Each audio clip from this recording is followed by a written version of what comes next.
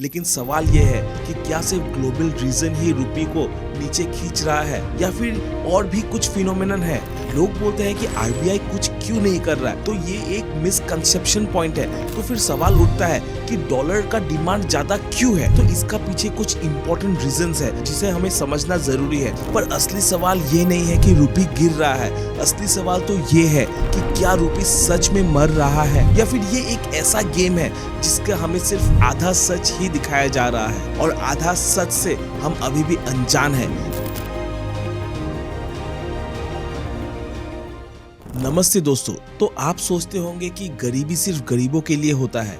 गलत। जब करेंसी गिरता है ना, तब मिडिल क्लास सबसे पहले गरीब बनता है और इंडिया का रुपी अब वही सिग्नल दे रहा है।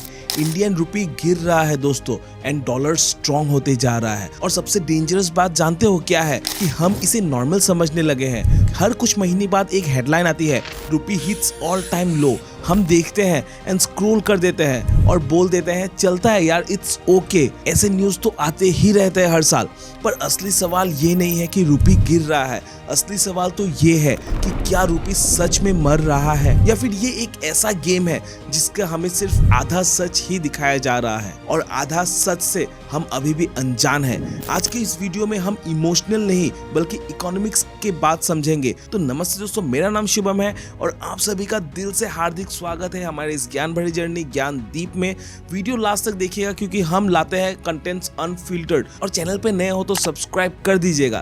तो आजादी के टाइम $1 के बदले लगभग $0.30 मिलता था, लेकिन आज $1 is equal to almost 90 rupees के आसपास घूम रहा है। नेचुरली तो लोग बोलते हैं इकोनॉमी वीक है, गवर्नमेंट फेल है, देश पीछे जा रहा है, वगैरह वगैरह। पर दोस्तों ये सिर्फ आधा सच है। सबसे पहला एक कंफ्यूजन क्लियर कर लो कि strong currency is equal to strong country. ये एक मिथ है दोस्तों। जापान का येन देखो दोस्तों, $1 is equal to 150 yen. South Korea का वोन जो है वो $1 इज इक्वल टू 1400 वोन। वियतनाम का डोंग देखो दोस्तों, $1 इज इक्वल टू 25,000 डोंग। तो क्या जापान, कोरिया, वियतनाम इंडिया से कमजोर देश है? तो उसका उत्तर है बिल्कुल नहीं। और फिर अफगानिस्तान का अफगानी कभी कभी रुपीस से महंगा हो जाता है। तो क्या अफगानिस्तान ज्यादा स्ट्रॉन्ग इकोनॉमी है? ऑब्वियसली नहीं दोस्तों। इसका मतलब सिंपल है, करेंसी का नंबर स्ट्रेंथ डिसाइड करता है, इकोनॉमी का स्ट्रक्चर करता है। अब समझते हैं रुपी गिरता कैसे है। तो सिंपल भाषा में अगर हम समझे तो फॉरेक्स मार्केट में रुपी भी एक प्रोडक्ट है, बिल्कुल सब्जी मंडी की तरह। अगर आलू लोग ज्यादा खरीद रहे हैं तो महंगा हो जाता है, अगर कम खरीद रहे हैं तो उसका दाम सस्ता हो जाता है। वैसे ही डॉलर की डिमांड ज्यादा हो तो डॉलर स्ट्रॉन्ग हो जाती है, रुपी का डिमांड कम हो तो रुपी वीक हो जाता है। बस इतना लॉजिक है। तो फिर सवाल उठता है कि डॉलर का डिमांड ज्यादा क्यों है, तो इसका पीछे कुछ इंपॉर्टेंट रीजंस है जिसे हमें समझना जरूरी है। जिसका पहला रीजन है, इंडिया एक नेट इंपोर्टर है दोस्तों। हम बाहर से क्या खरीदते हैं? ऑयल, गोल्ड, इलेक्ट्रॉनिक्स, मशीनरीज और इन सब का पेमेंट होता है डॉलर्स में। एंड जितना ज्यादा इंपोर्ट उतना ही ज्यादा डॉलर चाहिए, और जब डॉलर चाहिए होता है तो रुपी बेचना पड़ता है and as a result rupee weak हो जाता है। फिर आता है दूसरा reason, trade deficit. Simple language में कहे तो हम जितना बेचते हैं उससे ज्यादा हम खरीद लेते हैं। फेस्टिव सीजन आया नहीं कि गोल्ड इंपोर्ट बढ़ गया, ऑयल महंगा हो गया और इंपोर्ट्स बिल बढ़ने लग गया। एक्सपोर्ट तो ग्रो कर रहा है दोस्तों, पर उस स्पीड से नहीं जिस स्पीड से इंपोर्ट्स बढ़ते जा रहा है। And as a result dollar बाहर जा रहा है और अपना डिमांड बढ़ा रहा है। फिर तीसरा रीजन की बात करें तो फॉरेन इन्वेस्टर्स का बिहेवियर। जब फॉरेन इन्वेस्टर्स इंडिया में आते हैं तो वो डॉलर लेके आते हैं और रुपी खरीदते हैं, तब मार्केट ऊपर चला जाता है, रुपी थोड़ा स्ट्रॉन्ग भी हो जाता है दोस्तों। पर जब ग्लोबल सीन्स खराब होने लगते हैं, यूएस का इंटरेस्ट रेट्स बढ़ने लगता है, अनसर्टेनिटी आ जाती है, तब वही इन्वेस्टर्स रुपी को बेच देते हैं, डॉलर वापस लेकर चले जाते हैं। और इसी प्रोसेस को कहते हैं कैपिटल आउटफ्लो। और जब कैपिटल बाहर जाता है तब रुपीस और गिरता है। अब यहाँ एक इंटरेस्टिंग चीज समझना जरूरी है। लोग बोलते हैं कि आरबीआई कुछ क्यों नहीं कर रहा है, तो ये एक मिसकंसेप्शन पॉइंट है। क्योंकि दोस्तों आरबीआई चाहे तो रुपी को आर्टिफिशियली स्ट्रॉन्ग बना सकता है, पर वो नहीं करता। क्योंकि अगर रुपी ज्यादा स्ट्रॉन्ग हो गया तो इंडियन एक्सपोर्ट्स महंगा हो जाएगा। फिर फॉरेन बायर्स बोलेंगे कि चाइना से ज्यादा महंगा मिल रहा है हमें इंडिया में। इसीलिए आरबीआई एक कंट्रोल्ड फॉल अलाउ करता है, ना ज्यादा गिरने देता है ना ज्यादा ऊपर जाने देता है। और इसी सिस्टम को कहते हैं managed floating exchange rate.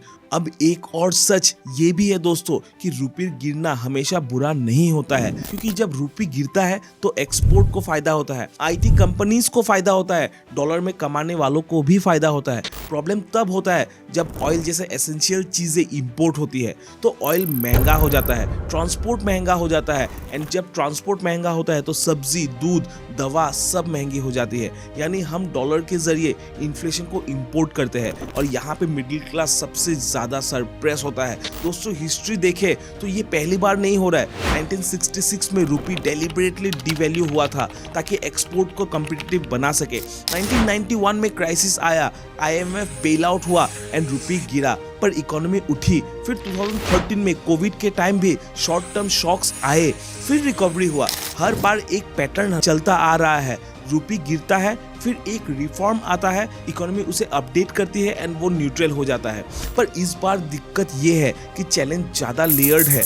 Global slowdown, trade tension, import dependency, brand India perception, ये सिर्फ RBI का इशू नहीं है, ये पूरे इकोसिस्टम का इशू बन चुका है दोस्तों। एंड रुपी कोई जिंदा चीज नहीं है जो मर जाए, ये हमेशा याद रखना चाहिए। रुपी एक रिफ्लेक्शन है हमारी प्रोडक्टिविटी का, हमारी चॉइसेस का, हमारे वैल्यू क्रिएशन का। अगर इंडिया ज्यादा वैल्यू बनाएगी तो दुनिया इंडिया से खरीदेगी, और जब दुनिया इंडिया से खरीदेगा तो रुपी अपने आप बढ़ेगा। और यहीं पर एक अनकंफर्टेबल ट्रूथ भी आता है जो जनरली कोई बात नहीं करता है, जो हमें आज समझना पड़ेगा कि हम अक्सर बोल देते हैं ये सब ग्लोबल इशू है, अमेरिका में रेट्स बढ़ गए हैं इसीलिए यहाँ रेट्स बढ़ गया है, मिडिल ईस्ट में वार चल रहा है इसीलिए ये सब हो रहा है। सब सही है, नो डाउट, ये एक ग्लोबल इशू है और अमेरिकन इंटरेस्ट रेट्स बढ़ा हुआ है, नो डाउट। लेकिन सवाल ये है कि क्या सिर्फ ग्लोबल रीजन ही रुपी को नीचे खींच रहा है या फिर और भी कुछ फिनोमेनन है। सच तो दोस्तों ये है कि ग्लोबल प्रेशर तब ज्यादा दर्द देता है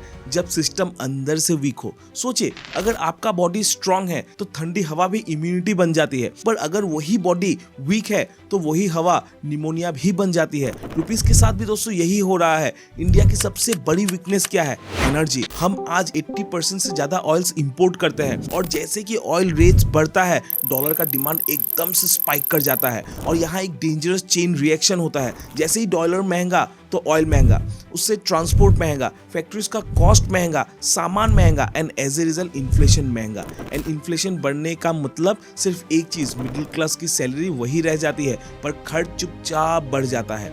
और जब इन्फ्लेशन बढ़ता है तो RBI के पास दो ही ऑप्शन बचते हैं, या तो इंटरेस्ट रेट्स बढ़ा दो या फिर ये जो भारत का ग्रोथ हो रहा है उसे सेक्रीफाइस कर दो। तो और दोनों ही चीजों का साइड इफेक्ट बहुत बुरा होता है कि फॉरेन इन्वेस्टर्स और कॉशियस हो जाते हैं। अब ये भी समझना जरूरी है दोस्तों कि फॉरेन इन्वेस्टर्स कोई देशभक्त नहीं होता, उसका रिलीजन सिर्फ प्रॉफिट होता है। जहाँ रिस्क कम, रिटर्न स्टेबल, पॉलिसी प्रिडिक्टेबल, वही पैसा इन्वेस्ट होता है। और जब इंडिया में टैक्स रूल्स चेंज होते हैं, बैकवर्ड लॉस का डर होता है या फिर पॉलिसीज क्लियरिटी नहीं होती है, तब इन्वेस्टर सोचता है कि पैसा कमाना कोई एक्सपेरिमेंट करना बन जाएगा।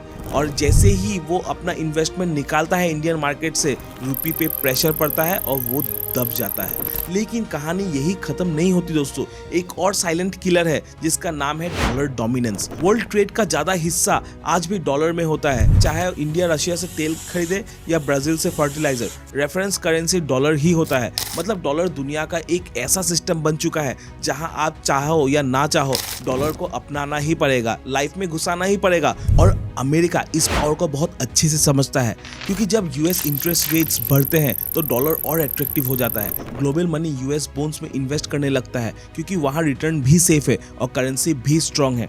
इसका मतलब ये नहीं कि इंडिया कुछ गलत कर रहा है, इसका मतलब ये है कि गेम का रूल अमेरिका के हाथ में है और ये गेम ओवरनाइट चेंज नहीं होता दोस्तों। इसके लिए जो लोग बोलते हैं कि रुपी 90 क्रॉस कर गया और सब खत्म हो गया, तो ये थोड़ा ओवर सिंप्लीफाइड रिएक्शन होता है, क्योंकि जब मेडिसिन का नॉलेज ना हो तो आपको डॉक्टर बनना नहीं चाहिए। वैसे ही हमें सिचुएशन को हमें जितना जल्दी हो सके जज नहीं करना चाहिए, क्योंकि इंडिया में बड़े बड़े इकोनॉमिस्ट बैठे हुए हैं जो इस सिचुएशन को एनालाइज भी कर रहे हैं एंड कह भी रहे हैं कि पिक्चर अभी बाकी है। पिछले कुछ सालों में इंडिया ने वास्ट रूप में मैन्युफैक्चरिंग पुश किया है, PLI स्कीम्स लाई गई है, इलेक्ट्रॉनिक्स एक्सपोर्ट बढ़ाई गई है, मेडिसिन एक्सपोर्ट्स और बहुत कुछ एक्सपोर्ट्स पहले से अभी पीक लेवल पे है, और डिफेंस एक्सपोर्ट जहां जहां नाम का था वही आज रियल नंबर्स में दिख रहे हैं। Digital payment, service export, IT, consultant, back and operations, ये सब ऐसे एरियाज है जहां डॉलर इंडिया में आता है। प्रॉब्लम ये है